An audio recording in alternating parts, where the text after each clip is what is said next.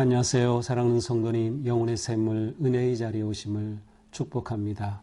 십자가의 주님이 우리와 함께 하십니다. 우리와 함께 하시는 주님을 찬양합니다. 기도합시다. 주님, 오늘은 주님께서 십자가에 달리심을 기억하고 또 기념하는 성금요일입니다. 오늘도 주님의 이 소중하고 귀한 말씀을 기다리며 주님 앞에 섭니다. 주님께서 십자가의 길을 걸어가신 이 말씀을 통하여서 오늘도 우리의 심령이 그 크고 놀라우신 은혜를 깨닫고 또한 그 은혜에 감사하며 우리가 주님의 그 십자가의 사랑 가운데 말씀으로 든든히 세워지는 생명의 시간이 되게 하여 주시옵소서. 오늘도 성령님 우리의 마음을 열어주시고 깨닫게 하시고 이 거룩한 십자가의 신비 은혜 가운데 저희들을 인도하여 주시옵소서. 예수님 이름으로 기도합니다. 아멘. 오늘 말씀은 마가복음 15장 16절에서 32절까지입니다. 군인들이 예수를 끌고 브라이도리온이라는 뜰 안으로 들어가서 온 군대를 모으고 예수에게 자색옷을 입히고 가시관을 엮어 씌우고 격려하여 이르되 유대인의 왕이여 평안할지어다 하고 갈대로 그의 머리를 치며 침을 뱉으며 꿇어 절하더라. 희롱을 다한 후 자색옷을 벗기고 도로 그의 옷을 입히고 십자가에 못 박으려고 끌고 나가니라. 마침 알렉산더와 루퍼의 아버지인 구레네 사람 시몬이 시골로부터 와서 지나가는데 그들이 그를 억지로 같이 가게 하여 예수의 십자가를 지우고 예수를 끌고 골고다라 하는 곳, 번역하면 해골의 곳에 이르러 모략을 탄 포도주를 주었으나 예수께서 받지 아니하시니라. 십자가에 못 박고 그 옷을 나눌세 누가 어느 것을 가질까 하여 제비를 뽑더라. 때가 제3시가 되어 십자가에 못 박으니라. 그 위에 있는 죄패에 유대인의 왕이라 썼고 강도 둘을 예수와 함께 십자가에 못 박으니 하나는 그의 우편에 하나는 좌편에 있더라. 지나가는 자들은 자기 머리를 흔들며 예수를 모욕하여 이르되 아하 성전을 헐고 사흘에 짓는다는 자여 내가 너를 구원하여 십자가에서 내려오라 하고 그와 같이 대제사장들도 서기관들과 함께 희롱하며 서로 말하되 그가 남은 구원하였으되 자기는 구원할 수 없도다. 이스라엘의 왕 그리스도가 지금 십자가에서 내려와 우리가 보고 믿게 할지어다 하며 함께 십자가에 못 박힌 자들도 예수를 욕하더라.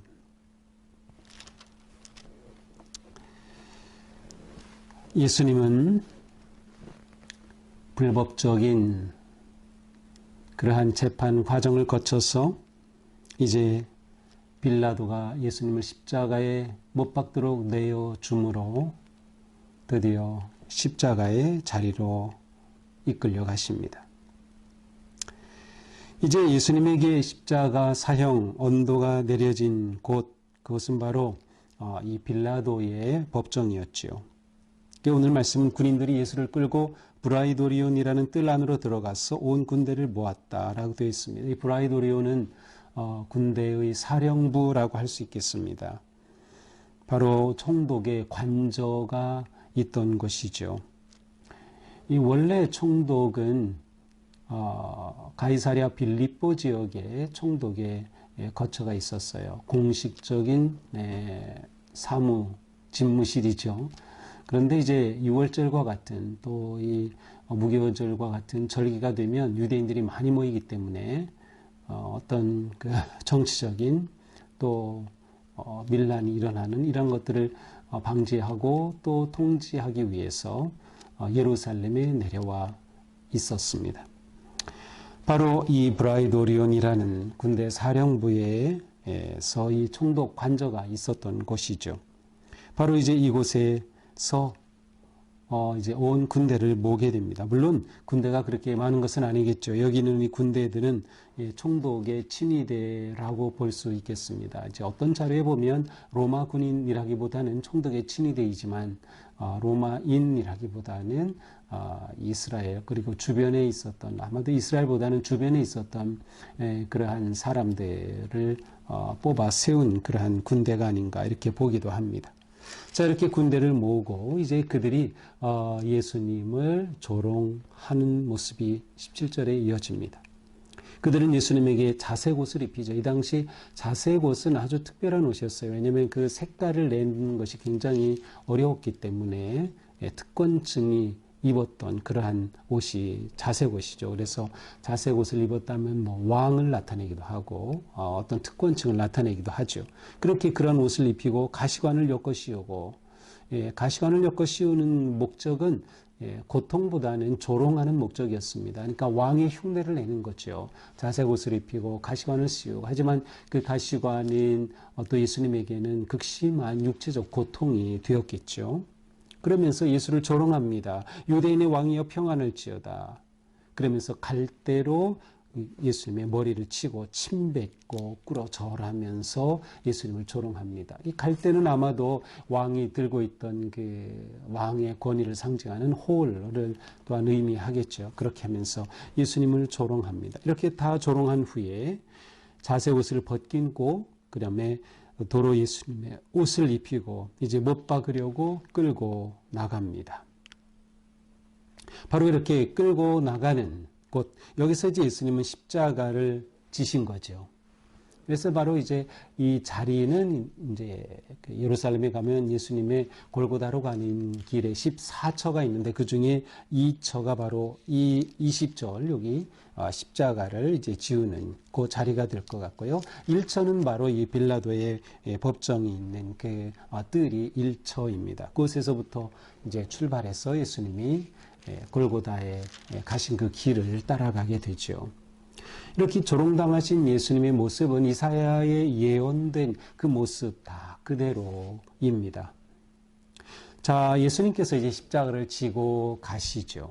예수님이 이렇게 재판받으시고 사형언도를 받고 십자가를 지고 골고다로 가는 이 과정에 대한 기록은 이제 복음서가 조금씩 또 특별하게 기록한 기록들이 있기 때문에 이 전체를 보면은 온전한 그림이 나오겠지만 이제 마가복음은 그 중에서 일부분을 보여줍니다. 자, 이렇게 예수님이 십자가를 지고 가시는 그 길에 21절 알렉산더와 루포의 아버지인 구레네 사람 시몬이 이 시골에서 와서 지나가다가 그만 이 병사들이 예수님이 지신 그 십자가를 억지로 이 시몬에게 지우는 일이 일어납니다. 자, 시몬은 여기서 구레네 사람이라고 되어 있죠. 구레네라는 이 장소는 아프리카 지금 그 리비아 지역이죠. 아프리카 지역 리비아에 있는 한 도시가 바로 구레네였습니다. 현재로 그 트리폴리라고 하는 곳이라고 합니다. 리비아의 수도이죠. 바로 이곳 출신인 사람이에요. 그러니까 이 아프리카 북쪽이니까 아마도 흑인이지 않았을까 이렇게 생각할 수 있어요. 그리고 이 구레네 사람 시몬에게는 자녀가 있었는데 알렉산더와 루포입니다. 근데 이는 아마도 절기를 지키러 왔던 어떤 이유든 이곳을 마침 지나가다가 예수님이 십자가를 지고 가시면서 기진하시는 겁니다. 그 말할 수 없는 채찍을 맞고 고난을 당하셨기 때문에 십자가를 지실 힘이 부족한 거죠. 그러니 대신 이 시몬이라고 하는 자, 너 이리 와 해서 그에게 억지로 십자가를 지운 셈입니다.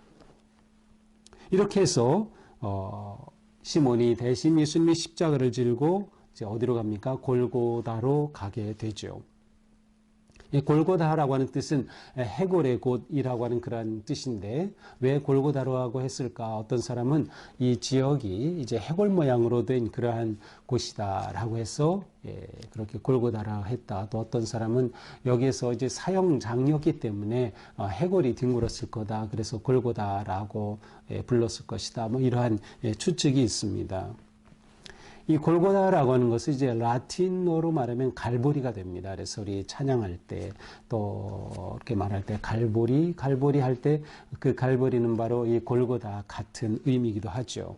자, 이렇게 시몬이 십자가를 지고 골고다까지 간 모습입니다. 자, 이 시몬에 관해서는 이제 뒤에 성경에서 아마도 이 사람일 것이다라고 추측하는 그러한 그 장면들이 나오는데요. 예를 들면 이제 사도행전 13장 1절에 보면 이러한 말씀이 나옵니다. 안디옥 교회의 선지자들과 교사들이 있으니 곧 바나바와 니게르라 하는, 니게르 하면은 니그로 흑인입니다. 니게르라는 시몬과 구레네 사람 루기오. 그래서 시몬이라는 이름과 구레네 사람 루기오라고 하는, 구레네라고 하는 그 출신 지역이 같이 이제 언급되고 있어요. 그래서 이 사람이 어쩌면 예수님의 십자가를 지었던 바로 그 사람이 아닐까. 그리고 아마도 그럴 가능성이 굉장히 있습니다. 또 로마서 16장에 보니까 이런 말씀이 나옵니다. 16장 13절에 주 안에서 택하심을 입은 루포와 그의 어머니에게 문안하라. 그의 어머니는 곧 내 어머니라. 자, 여기 보니까 루포와 그의 어머니에게 문안하라 그렇게 되어 있어요. 근데 오늘 말씀에서 21절에 시몬은 루포의 아버지인 구레네 사람 시몬이라고 되어 있죠. 자, 이러한 것들을 보면 아마도 이 시몬은 억지로 예수님의 십자가를 지었지만 그 후 예수님을 따르게 되고 초대교회에서 굉장히 중요한 역할을 한 사람이 아닐까 이렇게 생각해 볼 수 있습니다. 그래서 억지로 십자가를 지었지만 그것이 그에게는 말할 수 없는 은혜가 되었음을 우리는 추측해 볼 수가 있겠죠. 자, 이렇게 예수님이 골고다로 가셨어요. 그래서 이제 예수님 이제 십자가에 달리시게 되죠. 근데 그 전에 이 군인들이 23절에 보니까 모략을 탄 포도주를 주었으나 예수님이 받지 아니하셨다. 모략을 탄 그 모략을 탄 포도주 혹은 신포도주.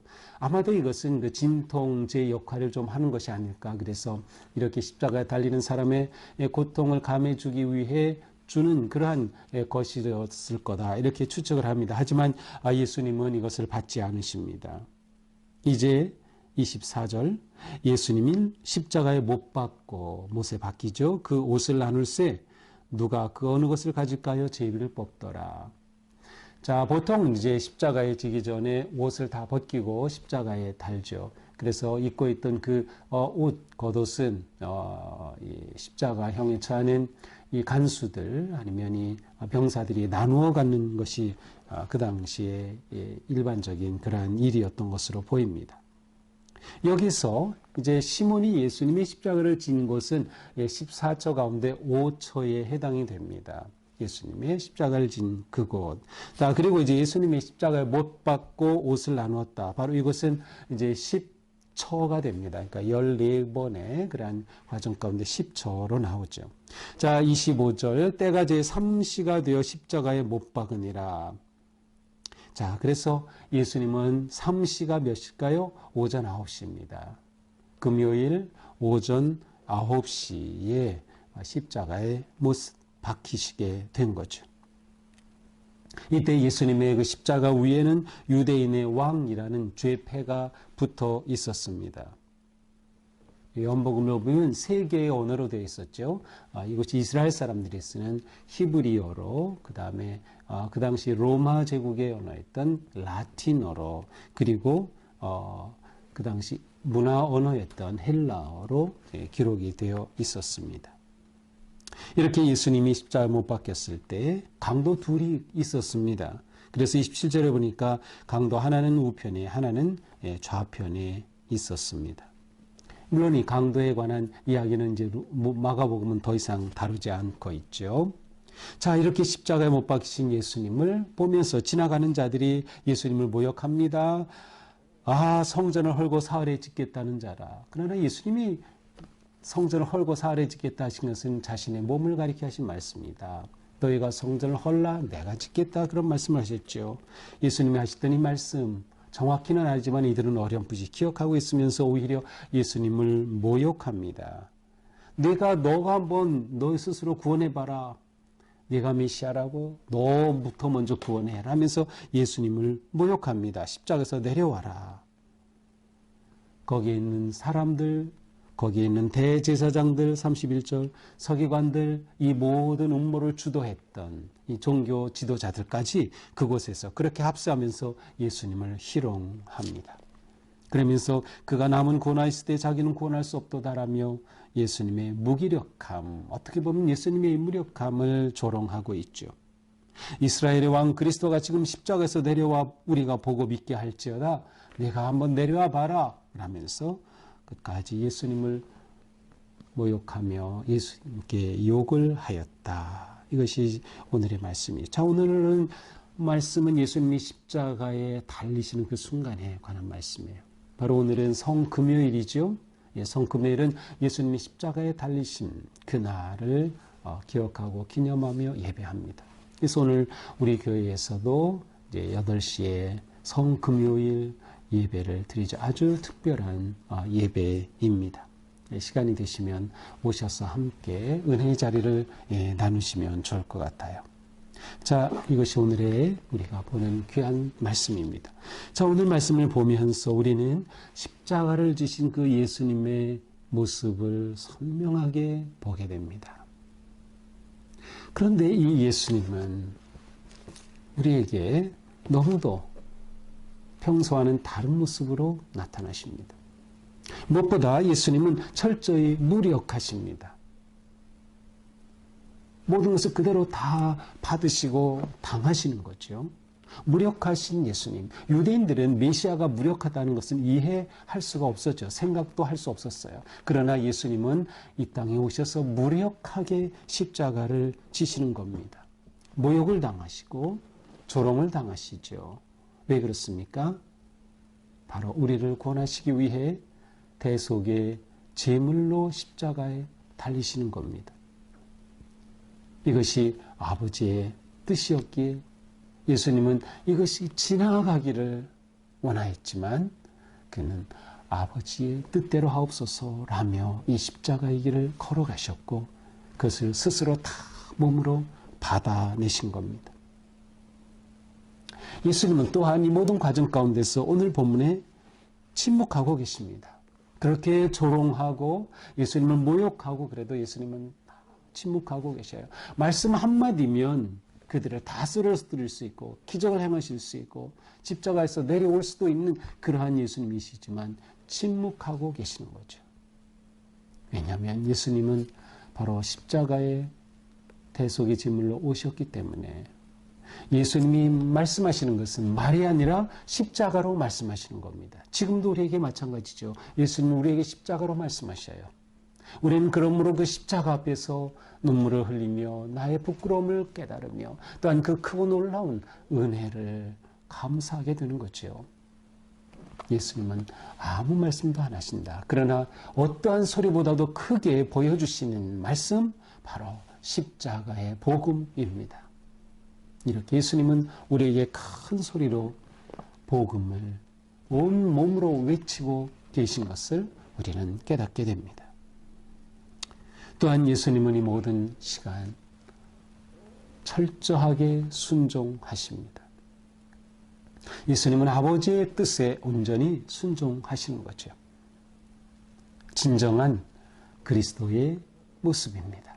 아버지 하나님께 온전히 순종하시는 예수님. 왜냐하면 그 순종의 길만이 십자가의 구속을 성취하는 하나님의 길이었기 때문이죠. 온전히 순종하시는 예수님, 그 길을 걸어가신 예수님.